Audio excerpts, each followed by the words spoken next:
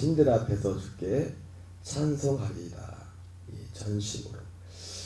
성경에 검색을 해보면 요즘은 이 전심으로라는 단어를 검색해보면 생각보다 그렇게 많이 나오지는 않습니다. 전심으로. 오늘 다윗이 내가 전심으로, 여기 또 중요한 게 뭡니까?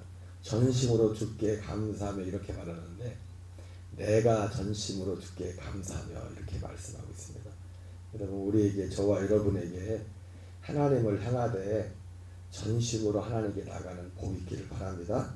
그도 그럴 것이, 하나님은 어떤 사람을 찾으시냐면 보니까 하나님은 오늘도 그 말씀과 그 말씀은 사실은 하나의 내용이기도 하죠. 우리 신약에서는 보면 하나님이 사람을 찾으시는데 하나님이 아예 공고를 낸 공고가 있죠. 내가 이런 사람을 찾는다. 그럴 때 요한복음 4장에서는 영과 진리로 예배한 자를 찾으신다. 하나님이 공고를 했어요. 내가 사람을 찾습니다. 구인 광고를 내는데, 우리 공장 들으면 구인 광고 나오지 않습니까? 구인 광고에 또 자격들 나오죠, 그죠? 이런 일하고 이런 일하고 나이는 몇 살까지 하고, 요즘은 나이 제한도 많더라고요. 제한도 많은데, 그 구인 광고, 하나님이 성경에 이제 뜨이는 구인 광고가 있는데 그 중에 하나가 보니까 영과 진리로 예배한 자를 하나님이 찾으신다. 영과 진리로 찾는다고 하고, 또 역대하 16장에 보면은 16장 9절에 보면 여호와의 눈은 온 땅을 두루 감찰하사. 사실은 그 요한복음 4장에 나오는 하나님이 영과 진리로 예배한 자를 찾는다고 할 때, 그때 거기에 또 수식어를 그렇게 붙어도 무리가 없어요. 하나님은 오늘도 온 땅을 감찰하시고 어떤 사람을 찾느냐? 영과 진리로 예배한 자를 찾는다. 이렇게 말씀을 바꿔도, 거기 말씀을 추가해도 전혀 무리가 없다고. 하나님이 그냥 있으면 좋고 없으면 그렇고 그냥 그저 그런 거로 아니라 하나님의 온 마음이, 여러분, 예수님이 말씀하신 거는, 예수님이 그렇지 않습니까? 하나님의 말씀에 율법 1.1핵이 떨어지는 것이 천지가 없어지는 것보다 어렵다고. 하나님은 그 말씀 자체가 그 자체로서 전심으로 그게 뭡니까? 하나님 말씀 하나에 한마디 한마디가, 그 말씀은 전심이라는 거죠. 전심. 어느 정도요? 천지가 없어지는 것보다 하나님 말씀하신 그 말씀이 없어지는 게 더 힘들다고. 그러니까 전심이죠. 그래서 굳이 하나님 말씀에는 전심이라는 말이나, 특별히 예수님이 가끔 신약성에 보면 말씀 나올 때 진실로 이렇게 말하지만, 진실로라는 말을 사실 붙일 필요가 없어요. 예수님 존재 자체가 진심이고 그분이 하시는 말씀이 진리이기 때문에 그 전부가 진리죠. 그래서 하나님이 말씀하신, 예수님이 내가 사람을 찾는데 영과 진리로 예배한 자를 찾는다 이렇게 말했는데, 그 앞에 그냥 하나님이 그냥 찾는 게 아니라 온 땅을 두루 감찰하사 오늘도 영과 진리로 예배한 자를 찾으신다. 이렇게 해도 전혀 문제가 없습니다. 특별히 역대하 16장 9절에 보면은 여호와의 눈은 온 땅을 두루 감찰하사 전심으로 자기에게 향하는 자에게 위하여 능력을 베푸시나니 이렇게 말씀하고 있습니다. 하나님은 특별히 역대하 16장 9절에서는 온 땅을 두루 감찰하사 자기에게 전심으로 자기에게 향하는 자들을, 그러니까 자기에게 전심으로 향하는 자들을 찾는다는 거죠. 사실은 앞서 말씀드린 것처럼 전심으로 하나님께 향하는 거나 영과 진리로 예배하는 거, 이거는 같이 통하는 겁니다. 표현이 다른 것뿐이지 한 변을. 하나님이 찾으시는 영과 진리로 예배한 자는 결국 어떤 사람이에요? 전심으로 주님에게 향하는 사람이에요. 그리고 전심으로 주님을 향하는 자가 하나님이 찾으시는 예배자가 될 수가 있는 예배자가. 그리고 그 사람들에게 하나님이 능력을 베푸신다고 말씀하고 있습니다. 그래서 이 성경에 나오는 이 전심으로라는 이 단어와 관련된 아까 말씀한 것처럼 그렇게 많이 안 나와요. 전심으로라는 단어 치면. 그 전심으로라는 이 단어가 나올 때 거기에 관련된 사람을 보면 다 진짜 전심으로 하나님을 향했었고 또 그들에게 하나님의 능력이 따랐던 것을 보고요. 능력. 많이 있질 않지만 오늘 대표적인 사람이 그 중에 한 사람이 다윗이었고 또 성경에 보면 히스기야라는 사람도 히스기야가 그 죽을 병이 들어가지고 이사야 선지자가 찾아왔을 때 하나님께 기도하지 않습니까? 그러면서 하나님 앞에 기도하는 것 중에 그 내용 중에 하나가 뭐냐면 자기가 지금 병들기 직전까지 이런 일이 있을까 평생 하나님을 섬겨왔던 그런 자기의 삶의 행적들을 주님 앞에 말씀 고백을 합니다. 그러면서 그 고백의 내용이 뭐냐면 전심으로 해야 돼. 전심. 내가 전심으로 하나님 앞에 전심. 사실은 우리가 또 히스기야도 그렇고 다윗도 그렇고 오늘 사실 우리가 읽었던 역대하 16장에 나오는 이 내용도 사실은 아사왕과 관련된 거거든요. 아사왕에게 하나님이 선자를 보내서 했던 말씀인데 사실 이 임금이란 자리가 사실은 이게 전심으로 하나님을 사실은 우리가 봐도 그렇지만 생각해도 일반적으로 하나님을 전심으로 섬긴다고 할 때 참 힘든 직종이 많이 있을 텐데 이 정치하는 사람들은 참 하나님을 전심으로 섬기기가 어려울 것 같아. 그죠? 정치 이 히스기야도 그렇고 이 왕이란 자리가 임금으로 있는 자리가 임금이었지 않습니까? 다윗도 그렇고 히스기야도 그렇고 오늘 본문에는 아사왕이라는 거 우리가 일반 범인들과는 더 다르게 어떻게 보면 그러니까 어떻게 보면 이 다윗도 그렇고 히스기야도 그렇고 이 임금으로서 하나님께 칭찬받은 왕들은 사실은요 우리가 생각하는 이상으로 진짜 전심이 아니면 결정할 것들이 많이 있는데 특별히 솔로몬 같은 경우도 예를 들자면 솔로몬이 나중에 실패한 이유가 뭡니까? 그 전심을 잃어버렸기 때문이죠. 그 전심을 잃어버린 원인이 뭐였습니까? 많은 후궁들을 둬가지고. 근데 후궁들을 둔 여러 가지 이유가 있지만 그건 단지 솔로몬이 여자를 너무 밝혀서 후궁을 많이 뒀다. 그렇게만 볼 게 아닙니다. 우리나라 역사도 보면은 왕들이 후궁들이 많았잖아요. 후궁들이 많았던 이유가 뭡니까? 그래서 그것 때문에 그 후궁들 가운데 난 자네들끼리 피를 흘리는 막 그런 일이 서로 왕이 되려고 그런 어떤 비극들이 많이 일어나지 않았었습니까?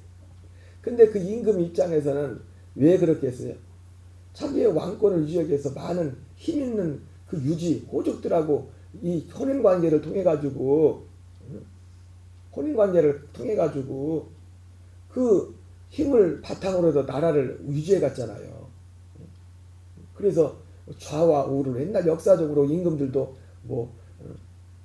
서인과 동인해 가지고 막 나눠 가지고 서로 눈치고 힘 있는 쪽으로 이게 어떻게 보면 모든 나라가 정치 체계가 다 똑같지는 않겠지만은 솔로몬이라는 사람도 그 사람이 많은 후궁들을 뒀던 이유가 뭡니까? 그리고 그 후궁들이 수입을 했죠. 우리나라 사람을 후궁으로 두는 게 아니라 여기저기 이방 나라에서는 다 그 사람들이 다 우상 땅들을 갖고 왔지 않습니까?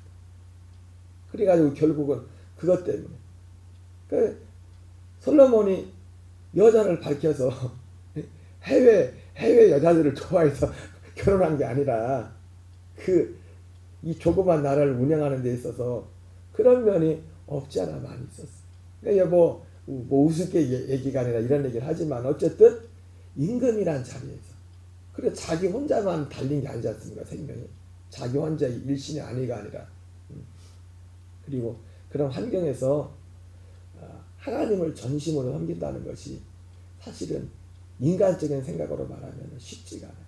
인간적인 것은 도저히 불가능한 겁니다. 하나님이 은혜를 주시고 은혜를. 하나님이 은혜를 주셔요. 은혜를. 모든 사람들이 마찬가지로 우리 신앙생활 가운데도 하나님 앞에 우리가 해야 될 어떤 의무와 순종을 순종을 하지 못하는 그 이유 가운데는요, 지금은 상황이 이래서 그래. 상황 때문에 그런 게 아니에요, 사실. 하나님의 은혜. 하나님의 은혜 가운데 있느냐, 그렇지 않느냐. 하나님의 은혜 가운데 있지 않으면 사람들은요, 작은 순종도 하나님 앞에 할 수가 없습니다. 그러나 어떤 사람이 하나님의 진짜 은혜 가운데 있으면, 사실 오늘 말씀에도 그런 내용이 나와요. 오늘 내용이 다윗이 전심으로 행할 수 있었던 이유. 내가 전심으로 주께 감사하며 신들 앞에 주께 찬송하리이다. 오늘 이 본문을 보면서는 모든 뒤에 나오는 다윗의 행위 앞에 뭘 붙여야 되냐면 전심으로. 내가 전심으로 주께 하며. 내가 신들 앞에서. 이 신들은 이방 신들이겠죠. 이방. 신들은 오직 하나님밖에 없는데, 하나님이 여러분 온 세상이, 하나님이 여기서 나오지만 온 세상이 사람들이 다 하나님은 유일하신 여호와, 우리가 믿는 그 하나님만이 한 분이라면은 그분을 찬송하기가 어떻게 보면 쉽게 죽건데, 가짜 신이지만은 많은 신들이 있는, 우리의 마음을 끄는, 우리가 마음을 둘 곳이, 제가 이게 가슴 아픈 얘기지만은 저희 교회 그분이 이제 오랫동안 몇 년을 다니시다가 코로나 이렇게 지나고 이래저래 일로 해서 교회를 안 나오신 분이 계세요. 그래서 제가 몇 년 만에, 특별히 얼마 전에 이제는 함께 사시던 어머님이 돌아가셨다고 해가지고 어제 신방을 갔었는데, 그렇지 않아도 목사님 제가 교회를 다시 나오려고 했다고 그러더라고요. 갔는데 우리 앞에 물론 참 가슴 아픈 일이지만은, 제일 혼자, 이제 아드님하고 혼자 사시긴 하는데 보니까 외로운 거예요. 제일 힘든 게 보니까 남자가 혼자 나오면 제일 어려운 게, 나도 생각해봤어요. 제 남자가 제일 혼자 나오면 밥에 먹는 게 제일 문제. 그리고 두 번째, 남자는 여자는 혼자 나오면 외로운 거 혼자 있으니까. 물론 아드님이 있지만 아드님은 직장 나가고 아드님하고 같이 나는데, 이제 혼자 계신데, 두 가지, 제일 큰 얘기를 들어보니까 두 가지더라고. 두 가지. 하나는 외로움, 그리고 밥 세끼 해결하는 거. 저도 가만히 보면 집사람 어디 출타면 라면이나 끓여 먹지, 해놓고라도 안 먹고 해놓고라도. 그래서 제가 사실은 얼마 전에 몇 달 전에 들은 얘기 했거든요. 제가 들었는데, 이제 주간보호센터를 가신다길래, 어제 제가 처음 알았어요. 주간보호센터 다니는 연세 드신 분들이 이유가 왜 가나 봤더니, 뭐 별로 그래서 그렇게 해주는 건 없나. 근데 밥 3끼를 해주네. 밥 3끼. 아침, 점심, 저녁을 3끼를 주신다네요. 오늘부터 토요일까지. 그래서 오직 그러다고 자기가 주간보호센터 나가는 이유가 밥 3끼 때문에 가자. 밥 3끼. 밥 3끼. 주간보호센터를 안 나가려면 마나님이 오래오래 사셔야 마나님 밥 3끼.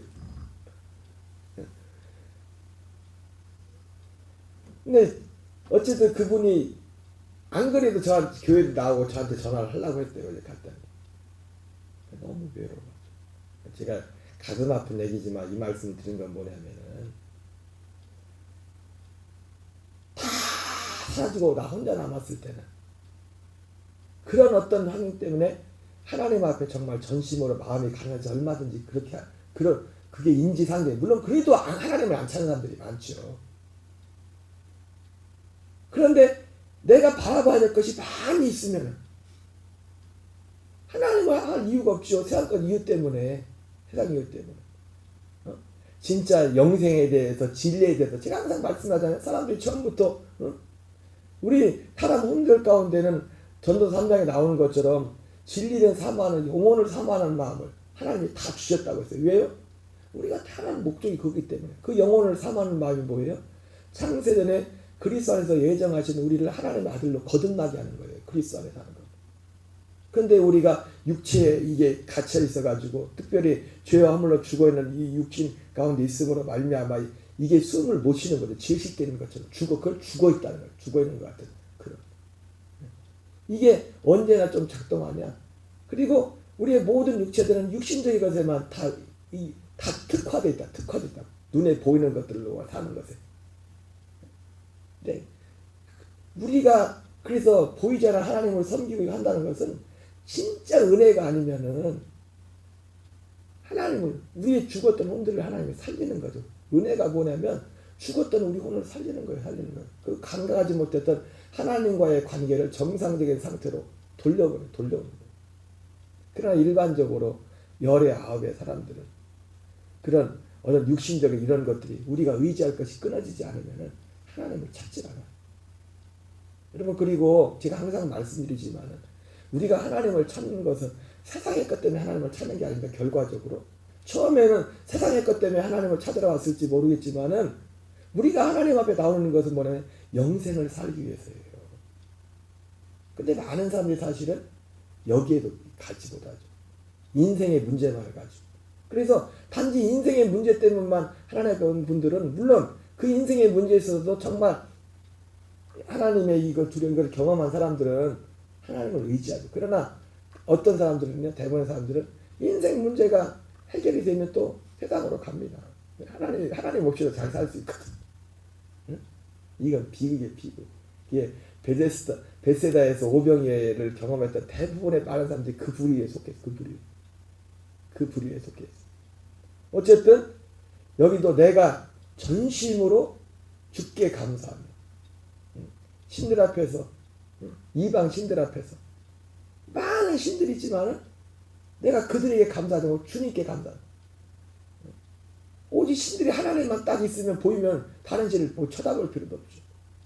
내가 의지할 것이 바라볼 것이 없고 외로움을 타지 않으면 내가 교회에 어제 나오시는 이유도 보니까 뭐 여러 가지 이유가 있겠지만 말씀하시는데, 그래서 교회에 오면 주일 토요일날은 어쨌든 주간 봉사센터에 나가시고, 근데 또 주일날은 혼자 또 계셔야 되잖아요. 그렇다고 아드님이 뭐 내가 볼 때는 아버지하고 하루 종일 주일날 같이 있겠어요. 근데 그들이 직장 다니는 하루 오대 그러겠죠, 그죠? 쉬겠죠. 그래서 제가 교회 주일날 교회 나오셔서 몸이 연세가 또 이제 그 사이에 많이 더 노쇠해져셔가지고 앉아있기 힘드시면은 저기 뒤에 가서 쉬을 테니까 와서 오시고 식사도 같이 하시고 그러겠다고. 근데 만약에 일반을 생각할 때 진짜 그 마음이 믿음이 그냥 하나님만, 내가 바라볼 게 많이 있어도 주님을 향하는 마음이 있다면 이미 벌써 교회 나오셨겠죠, 그죠? 근데 이제는 바라볼 게 없어. 바라볼 게. 근데 오늘 다윗은 전심으로 주께 감사하며, 전심으로, 전심, 우리를 전심으로 살 수 있게 하는 것도 하나님의 은혜입니다. 하나님 은혜예요. 내가 전심으로 하나님을 구할 수 있는 것도, 이 새벽에 나오는 것도 전심으로. 그리고 하나님 앞에 갈 때까지 전심으로 나오세요. 전심으로. 건강이 우리가 있을 때, 새벽 기도도 건강했을 때 하는 거죠, 그죠? 여기 2절도 보니까 내가 주의 성전을 향하여 예배하며, 여기도 전심으로. 다윗의 삶은 모든 것이 전심으로 예배하며, 전심으로 주의 이름에 감사하오리.